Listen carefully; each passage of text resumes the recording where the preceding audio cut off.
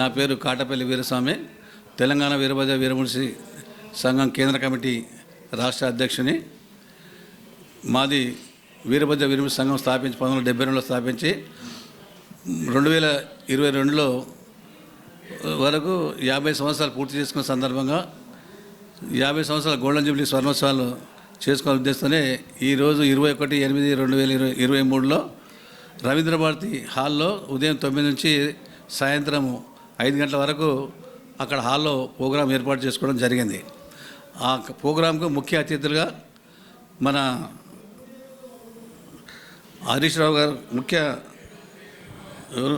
తన్నీరు హరీష్ రావు గారు మరియు కిషన్ రెడ్డి గారు మరియు బోయినపల్లి వినోద్ కుమార్ గారు, మహమూద్ అలీ గారు, గంగుల కమలాకర్ గారు, అదే మాదిరిగా శ్రీనివాస్ గౌడ్ గారు మరియు మల్లారెడ్డి గారు, సబితా ఇంద్రారెడ్డి గారు, కె లక్ష్మణ్ గారు, ఆర్ కృష్ణయ్య గారు, ఈటెల రాజేందర్ గారు, బల్లాల గారు, ఒకలభవనం కృష్ణబాబు గారు, ముఖ్య అతిథి అయిన జాతీయ సంఘం రాజేశ్వర గారు, వీరందరూ కూడా వారి సమక్షంలో ఈ సభని ఏర్పాటు చేసుకోవడం జరుగుతున్నది.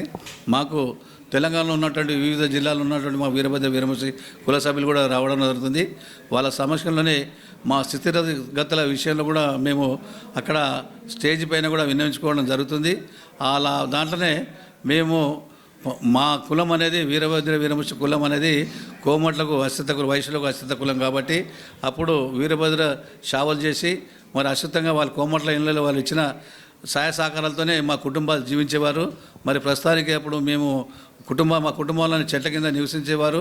అంచెలంచెలుగా కొద్దిగా మరి మార్పులు రావడంతో మరి ఆ మా వృత్తి అనేది అంతరించిపోవడంతో మరి జీవనోపాధి లేకుండా మా కులం వారు ఒక అల్యూమినియం వ్యాపారం ఎంచుకొని అల్యూమినియం, ఇత్తడి, బ్రాసు అలాంటి పాత్రలు తీసుకొని కొత్త ఇచ్చి పాత పాత్రలు తీసుకునేవారు. ఆ జీవనోపాధితోనే ఈ రోజు వరకు కూడా గడుస్తూ మరి విద్యాపరంగా కూడా మరి కొద్దిగా వెనుకబడ స్థలం ఉండి మరి తెలంగాణ ప్రభుత్వం వచ్చిన తర్వాత మరి మేము కూడా, ఎందుకంటే బాలకృష్ణ రేణుక సమక్షంలో కూడా ఒక రిపోర్టు కూడా భారత ప్రభుత్వానికి కమిషన్ ఇవ్వడం జరిగింది. అందులో బాలకృష్ణ రేణుక కమిషన్లో కూడా మరి వీళ్ళు సంచార యాత్రలు డిఎన్టీలో దేశంలోనే 12% ఉన్నారు కాబట్టి వీళ్ళకి 10% రిజర్వేషన్ కూడా ఇవ్వాలని చెప్పి ఆర్థికంగా, విద్యాపరంగా, రాజకీయంగా 10% రిజర్వేషన్ ఇవ్వాలని చెప్పి కూడా ఆ రోజు 2008లో బాలకృష్ణ రేణుక గారు ప్రభుత్వానికి, కేంద్ర ప్రభుత్వానికి కూడా రిపోర్ట్ ఇవ్వడం జరిగింది. మరి ఆ రిపోర్టు సమక్షంలోనే మేము ఇక్కడ కూడా మేము డిఎన్టీలో 10% ఉన్నామంటే సంచార జాతులలో కూడా మా వీరభద్ర కులం కూడా ఒకటి ఉన్నది కాబట్టి ఈ సంచార జాతులు అనేది మనం కూడా అభివృద్ధి చేసుకోవాలని మనం కూడా ప్రభుత్వం తెలంగాణ ప్రభుత్వం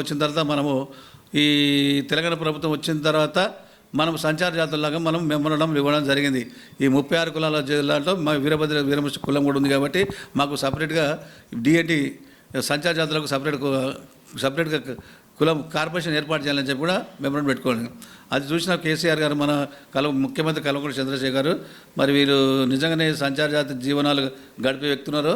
మరి వీళ్ళని మాకు 1970లో మరి అనంతరామ కమిషన్ వారు జీవోలో బీసీఏలో మేమున్న డిఎన్టీ సంచార జాతర అంతకంటే 70 కంటే ముందు ఎక్కడున్నా మాకే తెలియదు. 70లో అనంతరామ కమిషన్లో చూస్తే మాది ఎన్టీ, డిఎన్టీ, ఎస్ఎన్టీ కులాలన్నీ కలిసి బీసీఏలో వేయడం జరిగింది.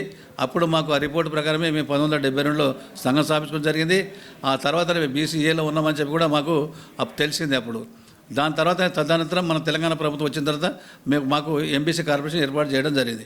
ఎంబీసీ కార్పొరేషన్ వచ్చిన తర్వాత కూడా గురుకుల పాఠశాలలో కూడా మాకు సీట్లు కేటాయించమంటే మీరు ఆన్లైన్లో అప్లై చేసుకోవాలంటే మా పిల్లలు సంచార జాతి జీవనాలు గడుపుతారు, మనకు చదువు అనేది రాదు, అప్లై చేసుకోవడానికి మాకు సంబంధం ఉండదు కాబట్టి మీరు మా వాళ్ళు ఆన్లైన్లో అప్లై చేసుకోకుండా మాకు వితౌట్ ఇన్సూరెన్స్తో కూడా సీట్లు ఇవ్వాలి, మరి మా పిల్లలు కూడా జాయిన్ చేసుకోవాలనే ఉద్దేశంతోనే వారు కూడా మరి ఆ ఉద్దేశంతోనే మాకు సపరేట్గా 5% రిజర్వేషన్ కూడా ఎంబీసీ కార్పొరేషన్లో సంచార జాతి కులాలకు కూడా సపరేట్గా ఇవ్వడం జరిగింది. దాంతోపాటు మేము ఏమంటే మీ విద్యతో పాటు ఆర్థికంగా కూడా, వ్యాపారం కూడా మాకు కొద్దిగా లావాదేవీలు జరగాలని చెప్పి అది ఏదైతే బీసీఏలో ఉన్న 7% ఉందో మరి మాకు 56 కులాల్లో మా 36 కులాలు ఉన్నాయి. మరి బీసీఏలో ఉన్న కులాలు 20 ఉన్నాయి కాబట్టి మాకు 4% ఇవ్వండి, వాళ్ళకి 3% ఇవ్వండి. ఎందుకు 36% మీ జనాభా తక్కువ ఉన్నది కాబట్టి మా కూడా బీసీఏలో కూడా పైన ఉన్న కులాలే తీసుకున్నాం కాబట్టి మాకు కూడా ఇవ్వాలని చెప్పి మాది కోరిక. అదే మాదిరిగా ఏదైతే మాది వీరభద్ర కులం ఉన్నదో మా పిల్లలు కూడా ఇప్పటికే భవిష్యత్తులో చాలా విద్యలో చాలా తక్కువ ఉన్నది కాబట్టి మా వారికి మీరు కోసం విద్యలు కూడా రిజర్వ్ కల్పించి మా వాళ్ళకు కూడా ప్రతి ఒక్క దాంట్లో కూడా కేటాయించాలని చెప్పి, అదే మాదిరిగా వ్యాపారం కూడా పారిశ్రామిక ఇండస్ట్రీ ఏర్పాటు చేసి మా కులంలో ఉన్న వారికి కూడా సొసైటీలు ఏర్పాటు చేసి మా వారికి కూడా ఏదైతే ఇప్పుడు ఇస్తున్నారో బర్లకు గొర్రెలకు చేపలకు ఇస్తున్నారో అదే మాదిరిగా మాకు కూడా సొసైటీలు ఏర్పాటు చేసి ఇండస్ట్రీల ద్వారా కూడా ఈ సామాన్లు పాత్రలు ఏవైతే అమ్ముకుంటున్నామో ఆ పాత్రలు కూడా మీరు కోఆపరేట్ చేసి మాకు ఇండస్ట్రీ పెట్టాలని చెప్పి మేము ప్రభుత్వంతో విన్నవించుకుంటున్నాము. అదే మాదిరిగా సాంఘికంగా కూడా ఉన్నది.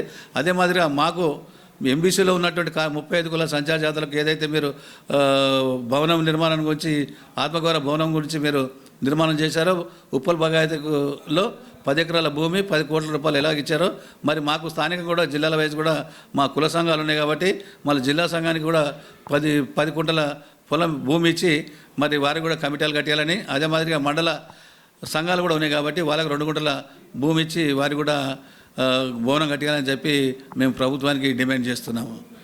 Thank you.